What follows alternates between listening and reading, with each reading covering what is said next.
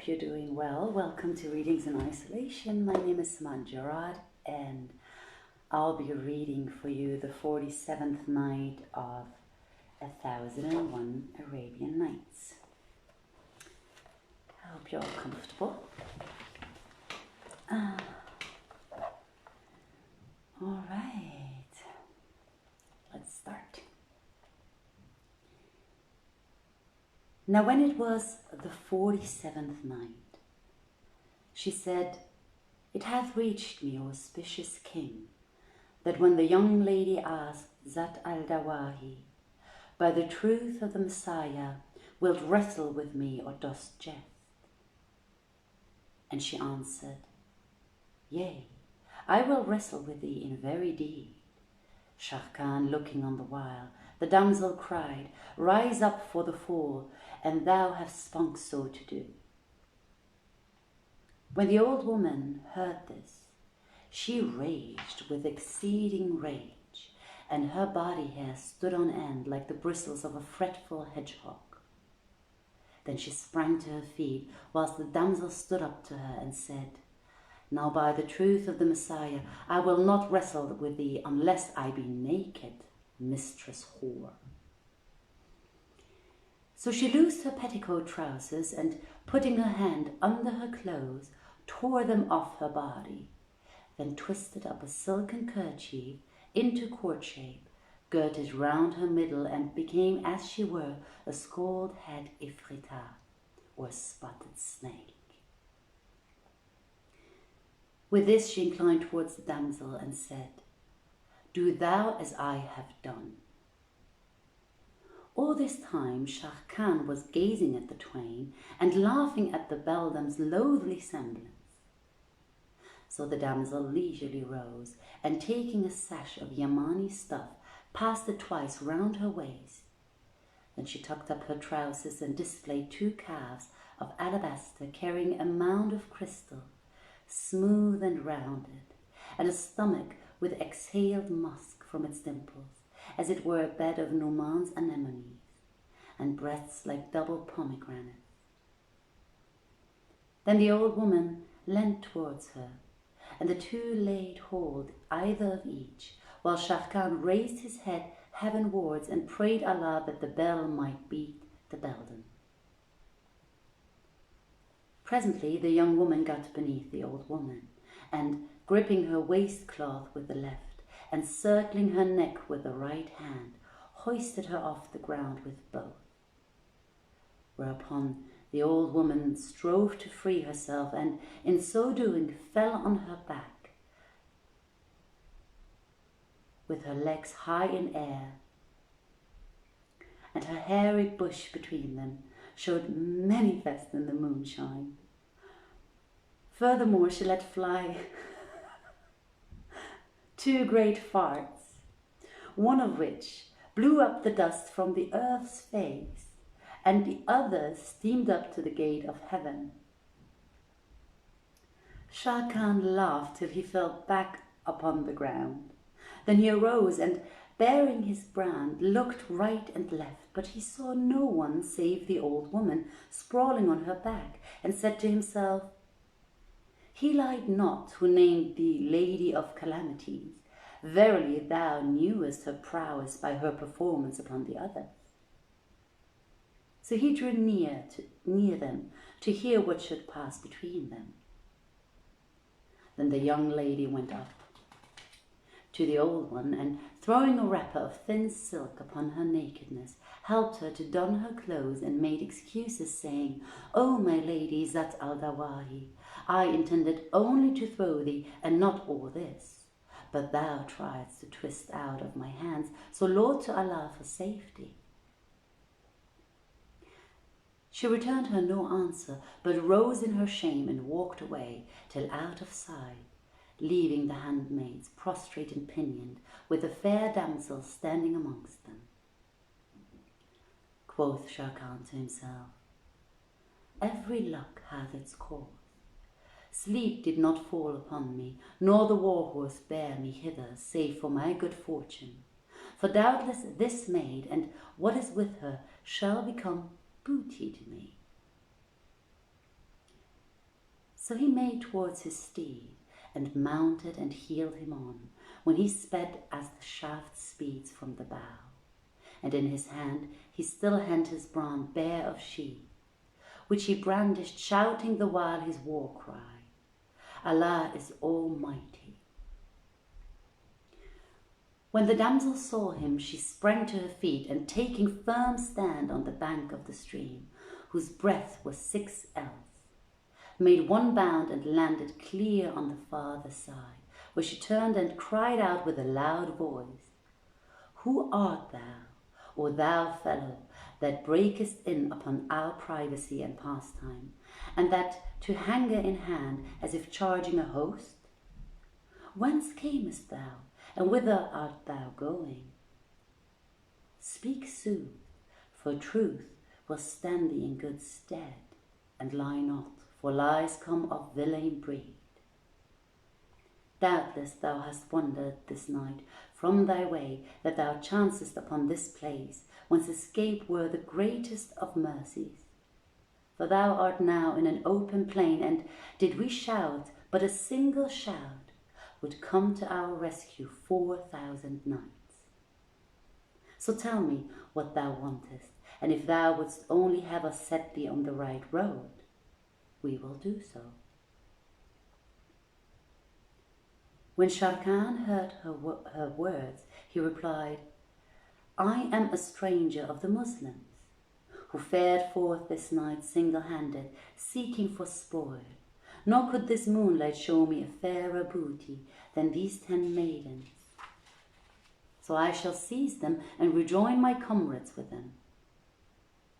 Quoth she, I would have thee know that as for the booty, thou hast not come at it, and as for the handmaids, by Allah, they shall never be thy spoil. Have I not told thee that to lie is villain vile? Quoth he, the wise man is he who taketh warning by others.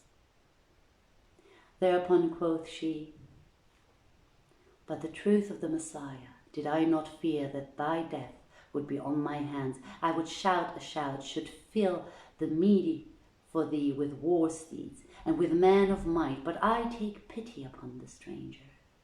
So if thou seek booty, I require of thee that thou alight from thy steed, and swear to me by thy faith, that thou wilt not advance against me aught like arms in hand, and we will wrestle, I and thou.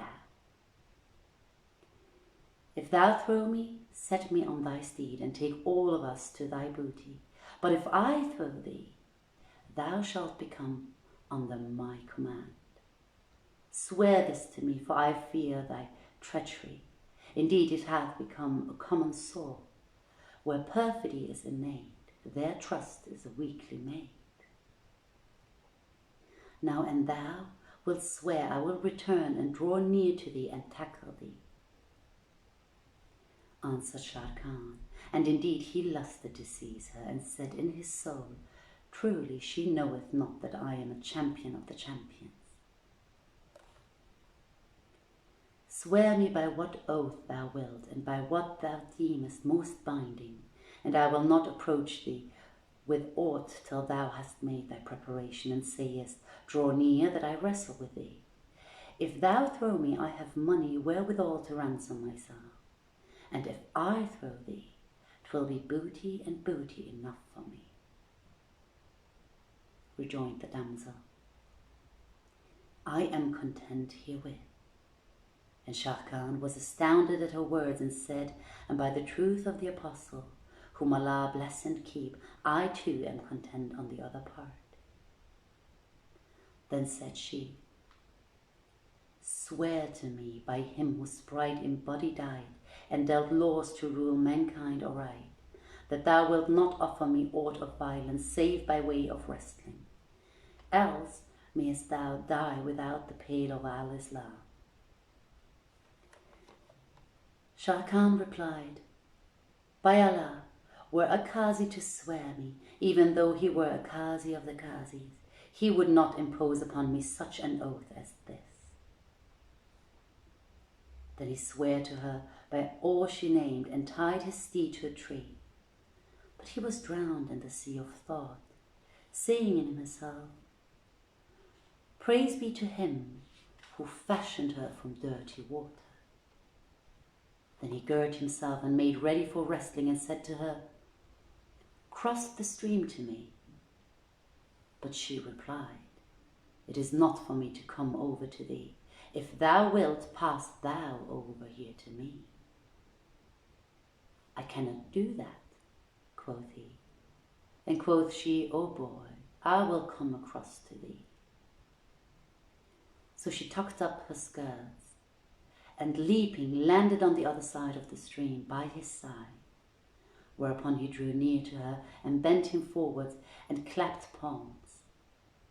But he was confounded by her beauty and loveliness, for he saw a shape which the hand of power had tanned with the dye leaves of the jam, which had been fostered by the hand of the beneficence and fanned by the zephyrs of fair fortune, and whose birth a propitious ascendant had greeted. Then she called out to him, "O Muslim, come on and let us wrestle ere the break of morning," and tucked up her sleeves from a forearm like fresh curd, which illumined the whole place with its brightness, and Sharrkan was dazzled by it. Then he bent forward and clapped his palms by way of challenge, she doing the like, and caught hold of her, and the two grappled and gripped and interlocked hands and arms. Presently he shifted his hands to her slender waist, when his fingertips sank into the soft folds of her middle, breeding languishment, and he fell a-trembling like the Persian reed in the roaring gale. So she lifted him up, and throwing him to the ground, sat upon his breast with hips and hinder cheeks like mounds of sand, for his soul had lost mastery over his senses. Then she asked him, "O Muslim, the slaying of Nazarenes is lawful to you folk. What then hast thou to say about being slain thyself?" And he answered, "O my lady, thy speech as regards slaying me is not other than unlawful, for our Prophet Muhammad, whom Allah bless and preserve, prohibited the slaying of women and children, old men and monks.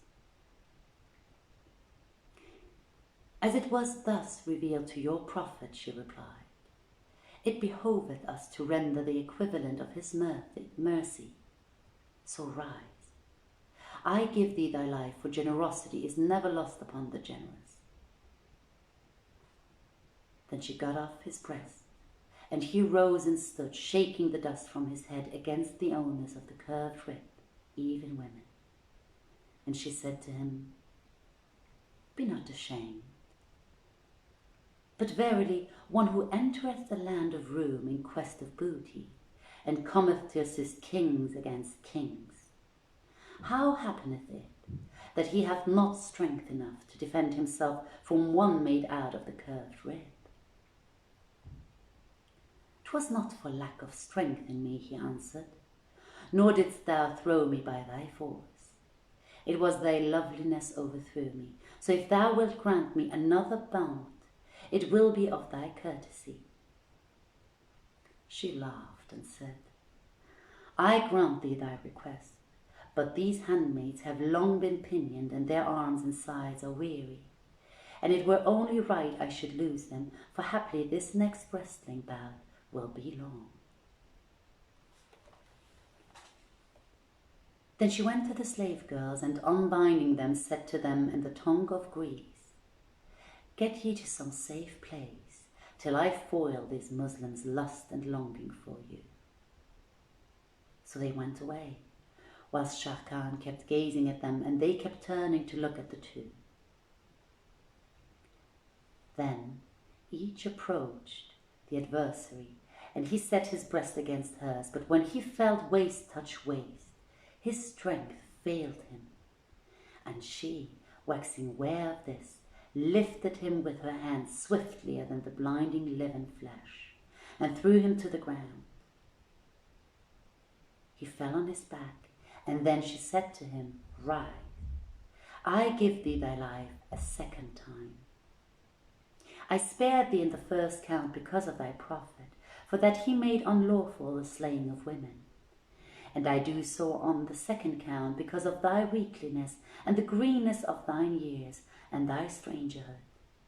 But I charge thee, if there be in the Muslim army sent by Omar bin al-Numan to succour the king of Constantinople, a stronger than thou, send him hither and tell him of me.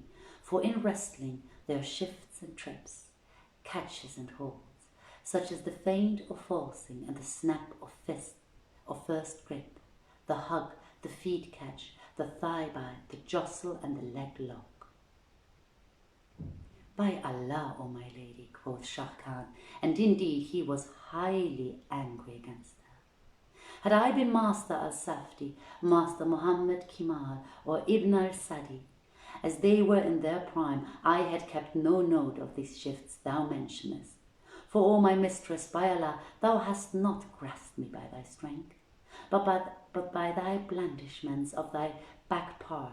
For we, men of Mesopotamia, so love a full-formed thigh that nor sense was left me nor foresight. But now, an thou wish, thou shalt try a third fall with me while my wits are about me, and this last match is allowed me by the laws of the game, which saith the best of three. Moreover, I have regained my presence of mind. When she heard his words, she said to him, Hast thou not had a bellyful of this wrestling, or vanquished one? However, come on, and thou wilt, but know that this must be the last round. Then she bent forward and challenged him, and Shah Khan did likewise, setting to it in real earnest and being right cautious about the throw. So the two strove a while, and the damsel found in him a strength such as she not observed before, and said to him, O Muslim, thou art now on thy mettle. Yes, he replied. Thou knowest that there remaineth to me but this one round, after which each of us will wend a different way. She laughed, and he laughed too. Then she overreached at his thigh, and caught firm hold of it unawares, which made him greet the ground and fall full on his back. She laughed at him and said, Art thou an eater of bran? Thou art like a Badawi's bonnet, which falleth off with every touch, or else the father of winds, that droppeth before a puff of air. Fie upon thee, O thou poor thing! Adding, Get thee back to the Muslim army, and send us other than thyself, for thou failest of dues, and proclaim for us among the Arabs and Persians, the Turks and the Elamites. Whoso hath might in him, let him come to us. Then she made a spring and landed on the other side of the stream, and said to Shah Khan, laughing, Parting with thee is right grievous to me, O my lord. But get thee to thy maids before dawn, lest the knights come upon thee, and pick thee up on their lance points. Thou hast no strength to defend thee against a woman, so how couldst thou hold thine own amongst men of might and knights? Shah Khan was confounded and called to her as she turned from him, making towards the convent. O my lady, wilt thou go away and leave the miserable stranger, the broken-hearted slave of love? So she turned to him, laughing, and said, What is thy want? I will grant thee thy prayer. Have I set foot in thy country and tasted the sweetness of thy courtesy? Replied he. And shall I return without eating of thy victual and tasting thy hospitality? I, who have become one of thy servitors? None brook kindliness save the base, she rejoined. Honour us in Allah's name, on my head and eyes be it. Mount thy steed and ride along the brink of the stream over against me, for now thou art my guest." At this Sharrkan was glad, and hastening back to his horse, mounted and walked him abreast of her, and she kept faring on till they came to a drawbridge built of beams of the white poplar, hung by pulleys and steel chains, and made fast with hooks and padlocks. When Sharrkan looked, he saw awaiting her upon the bridge the same 10 handmaids whom she had thrown in the wrestling bounds. And as she came up to them, she said to one in the Greek tongue, "Arise, and take the reins of his horse and conduct him across into the convent." So she went up to Sharrkan and led him over, much puzzled and perturbed with what he saw, and saying to himself, "Oh, would that the Vizier Dandan were here with me, that his eyes might look upon these fairest of favours." Then he turned to the young lady and said to her, "O marvel of loveliness, now I have 2 claims upon thee. First, the claim of good fellowship, and secondly, for that thou hast carried me to thy home and offered me thy hospitality. I am now under thy commandance and thy guidance.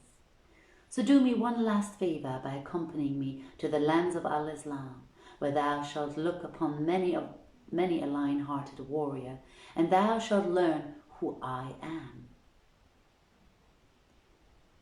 When she heard this, she was angered and said to him, "By the truth of the Messiah, thou hast proved thyself with me a man of keen wit, but now I see what mischief there is in thy heart, and how thou canst permit thyself a speech which proveth thy traitorous intent.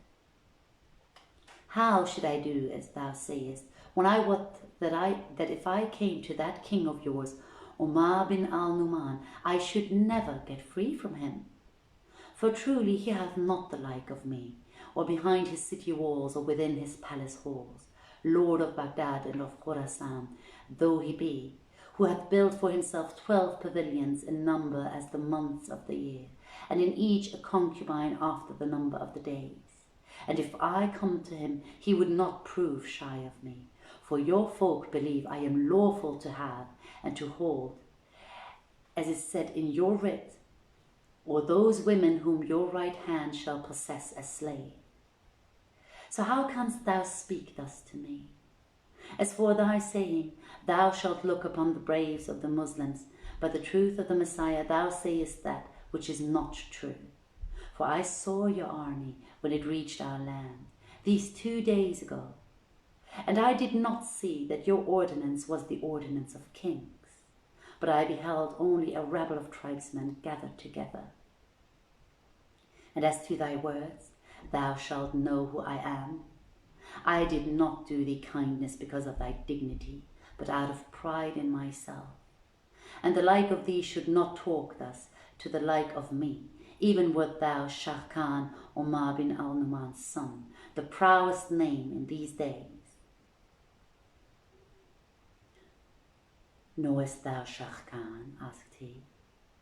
And she answered, Yes, and I know of his coming with an army numbering 10,000 horsemen, also that he was sent by his sire with his force to gain prevalence for the king of Constantinople.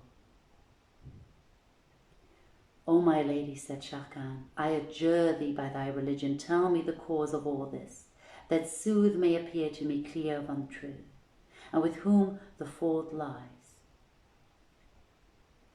Now by the virtue of thy faith, she replied, did I not fear lest the news of me be bruited abroad that I am of the daughters of Roum, I would adventure myself and sally forth single-handed against 10,000 horsemen, and slay their leader, the Vizier Dandan, and vanquish the champion Sharrkan. Nor would aught of shame accrue to me thereby, for I have read books and studied the rules of good breeding in the language of the Arabs.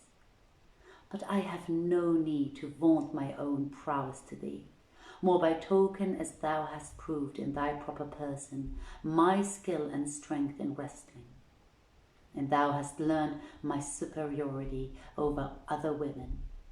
Nor indeed had Shere Khan himself been here this night, and it was said to him, clear this stream, could he have done it, and I only long and lust that the Messiah would throw him into my hands in this very convent, that I might go forth to him in the habit of a man, and drag him from his saddle seat, and make him my captive, and lay him in bilboes. And Shahrazad perceived the dawn of day, and ceased to say her permitted say. I love this story. I hope you enjoyed it too. Oh, what a woman, wrestling. Fearless and independent, just as we love it. I wish you all a wonderful night. I will reply to your comments shortly, as soon as I said goodbye and good night. As usual, remember to go inwards instead of outwards. Thanks so much for the hearts. Have a peaceful, blessed night.